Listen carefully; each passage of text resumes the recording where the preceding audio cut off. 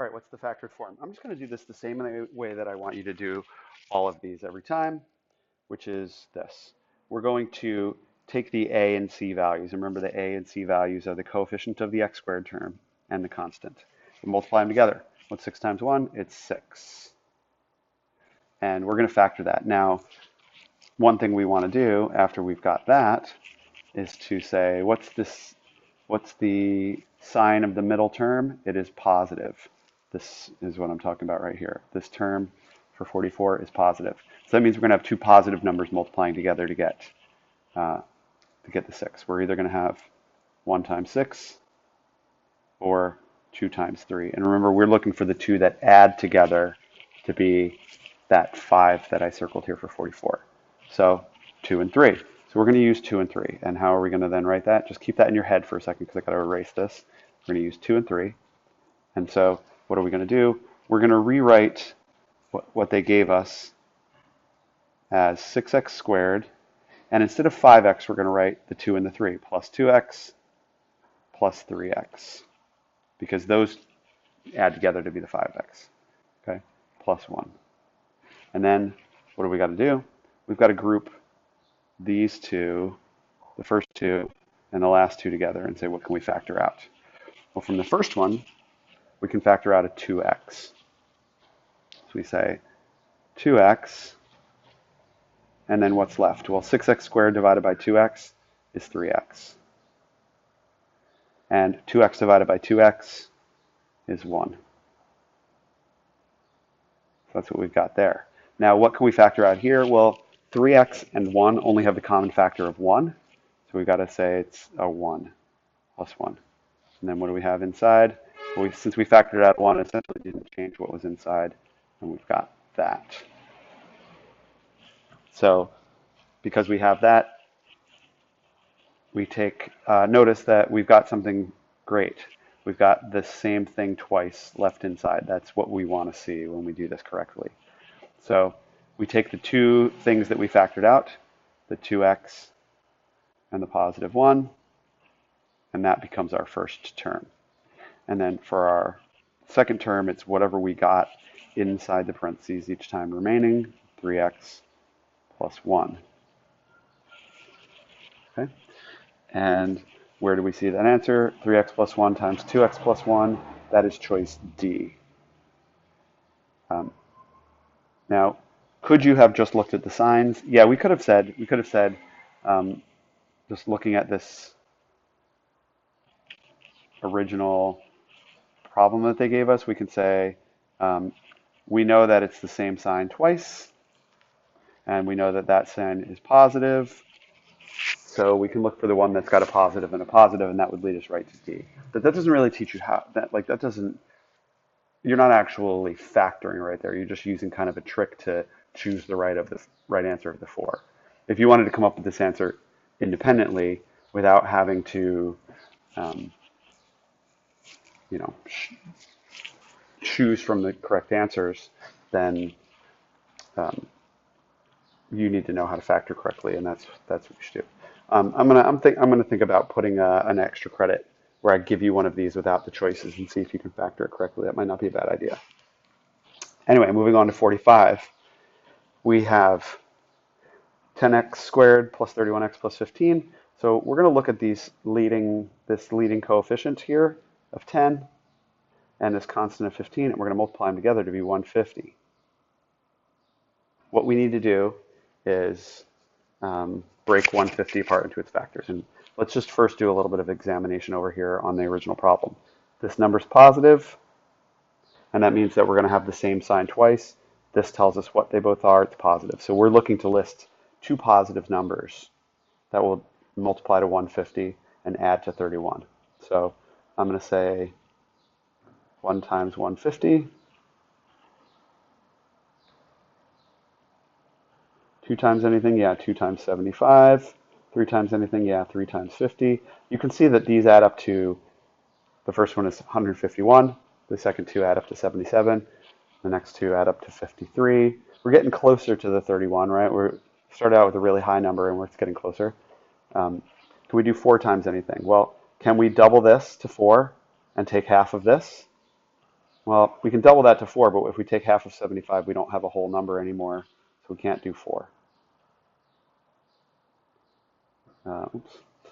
Okay, so 5 times anything? Yeah, 5 times 25? No, sorry, 5 times 30. And that adds up to 35. We're getting close, but not quite. 6 times anything? Yeah, we can say, can I double this to 6? Yes. Can I take half of this? Yes, to 25. Right? Just, if you can double one number and take half of the other number and still have a whole number, then we've got a new set that works. So I'm going to erase those marks, but notice what we've got. We don't have to go any further than this because, although we could, we've found already the pair of numbers that adds up to 31. So we don't need to go any further than that. Okay, so we've got 6 and 25. Keep that in your head for a second. I'm going to erase all this stuff. I'll leave that down there just to keep track of it for a second. And then when we list this out, we're going to say 10x squared, the first term. The next term, instead of writing 31x, we're going to write 6x and 25x. They add together to be 31x. And then the constant term that they gave us, which is 15. And now what do? We group the first two, group the second two, see what we can factor out of both of them. So from 10x squared and 6x, we can factor out a 2 and an x. We can get 2x out of there. What are we left with inside? 10x squared divided by 2x is 5x. And 6x divided by 2x is just 3. And what can we factor out of 25x plus 15? We can factor a 5 out. So we say plus 5. And then what's left? Well, 25x divided by 5 is 5x. And 15 divided by 5 is 3.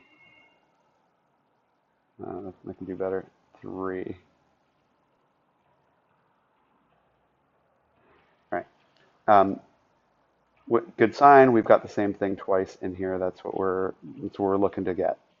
So how do we write it? Well, we take the first term that we factored out, 2x, and the second term that we factored out, that positive 5, and that becomes our first term. What's our next term? Whatever we were left with inside on both of them, which was 5x plus 3. Yep. Again, we could have just used the signs to eliminate all the answers, and you're welcome to do that, but I want you to know how to actually factor these. If we were just using the signs, we would say up here up top, we have a constant term that's positive, so we must have the same sign twice. What were they both? They were both positive. So we're looking for a set that's got 2 positives separating them. This one's got 1 of each. This one's got 2 positives. This one's got 2 negatives. This one's got 1 of each. Must be B. But we don't want to be proper about it. We want to know how to do this correctly. And doing it correctly, we actually did end up with B. Notice that what we have as an answer, the 2 binomials positions are switched, but that doesn't make a difference. The commutative property of multiplication says you can change the order of the 2 things you're multiplying and you'll still get the same answer. Okay, one more time. Let's do one more time. Excuse me. So how do we do it? Well, we take the first term times the last term. 8 times 9, and we get 72. If we get 72, we're saying, what is the sign? Well, we got the same sign twice, and that tells us that they're both positive. Great. So we're just taking the 2 numbers and saying 1 times 72, that adds up to 73, way too far. And in fact, I'm going to pick the 2 that are closest together, which are, well, the 8 times the 9, right? That'll be like the bottom of the list, 8 times 9. Okay. And that adds up to 17. That's a little bit too low, so we've got to kind of go backwards a little bit from that. So let's run through it. We could say 2 times 36, 3 times 24, 4 times anything, yeah, 4 times 18, 5 times anything? No. 6 times anything? Yes. 6 times 12. Oh, and there it is, 6 times 12. Uh, let's see. 6 times 12. So that's going to be the set that we're going to use. I'll leave that down there for a second, but erase everything else so we can have room to write our problem over. And let's write it over. Let's say 8x squared. We're going to break 18x into 6x and 12x, and we're going to have our 9 at the end. And after we do that, we're going to group them. Group the first two, and group the last two. Okay, and that's not multiplying these two things together. That's just grouping them for a second for us to calculate. So technically, it looks a little funny, but hopefully you know what you're doing. Now, what can we factor out of 8x squared and 6x? We get a 2 and an x out. And if we divide 8x squared by 2x, we get 4x. And if we divide 6x by 2x, we get positive 3. What can we factor out of 12x plus 9? We can factor out a 3. So we can say plus 3. And if we divide 12x by 3, we get 4x. And if we divide 9x by 3, we divide 9 by 3, we get 3. And then we take the two things that we got factored out, 2x and 3, and those become the first binomial. And then what we had left, 4x plus 3 inside,